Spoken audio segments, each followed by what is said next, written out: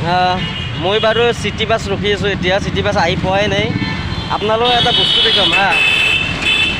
আপোনালোকে এটা বস্তু, আমি যেতিয়া সৰু আছিলোঁ, সৰু থাকোঁতে মানে কি আমাৰ দিনত মানুহে চাইকেল চলাইছিল বা বহুত মানুহবিলাকে মানে কি খোজকাঢ়ি বহুত দূৰলৈকে গৈছিল। কিন্তু আজিকালিৰ মানুহবিলাকে যেনেকৈ ধৰি লওক চাইকেল নচলায় বা খোজ নাকাঢ়ে, চবৰে হাতে হাতে মানে কি গাড়ী হয়, গাড়ী। আৰু আজি বৰ্তমান 2023 চনত মানে কি যেনেকুৱা এটা পৰিস্থিতি হৈছে, গুৱাহাটীতে হওক বা গোটেই অসমতে হওক বা গোটেই ইণ্ডিয়াতে হওক, মানে মানুহৰ জনসংখ্যা যেনেকৈ বাঢ়ি আছে, মানে গাড়ীৰো সংখ্যাবিলাক এনেকৈ বাঢ়ি আছে। মানে মানুহবিলাক সদায় ধনী হৈ যাই আছে, গাড়ী কিনি আছে। চাওক, আজিৰ দিনত যদি ইমান গাড়ী হয় গুৱাহাটীত, আৰু ভৱিষ্যতে কিমান হ'ব আপোনালোকে ভাবক। 10 বছৰ পিছত কি হ'ব? 10 বছৰ পিছত মানে কি গুৱাহাটীখন কি হ'ব বা কি নহ'ব আপোনালোকে ভাবি চাইছেনে?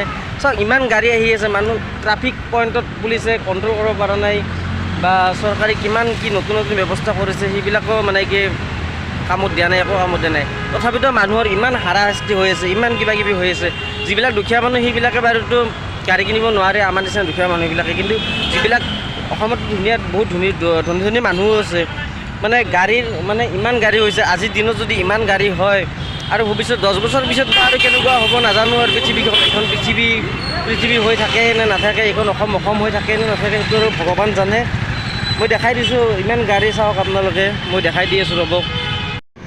চাওক, আজিৰ দিনত যদি ইমান গাড়ী, চাওক সিফালে গাড়ী ৰখি আছে, সিফালেদি ওলাই আছে, সিফালেদি ক'ৰবাত কেনেকৈ ক'ত যাই আছে, ইমান স্পীডত গাড়ী চলাই আছে। বা মানে এটা ভাবিব নোৱাৰা কথা আৰু, গম পাইছেনে আপোনালোকে?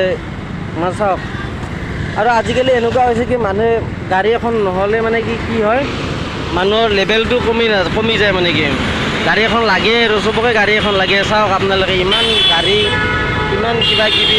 আৰু 10 বছৰ পিছত বা গুৱাহাটীখন কি হয় নাজানো, আৰু ভগৱান জানে সেইটো। আপোনালোকে কমেণ্ট কৰি জনাবচোন, এইটো কি হৈছে, কি হোৱা নাই, ভৱিষ্যতে কি হ'ব, পৃথিৱীখন বা অসমখন কি হ'ব। এবাৰ ভাবি চাওক কথাটো। মই যেনেকৈ ভাবি কিনে আপোনালোকক কৈছোঁ, সেনেকৈ আপোনালোকে একবাৰ ভাবক কথাটো। ভাবি কিনে আপুনি একবাৰ কমেণ্টত জনাওক আৰু ভিডিঅ'টো শ্বেয়াৰ কৰক।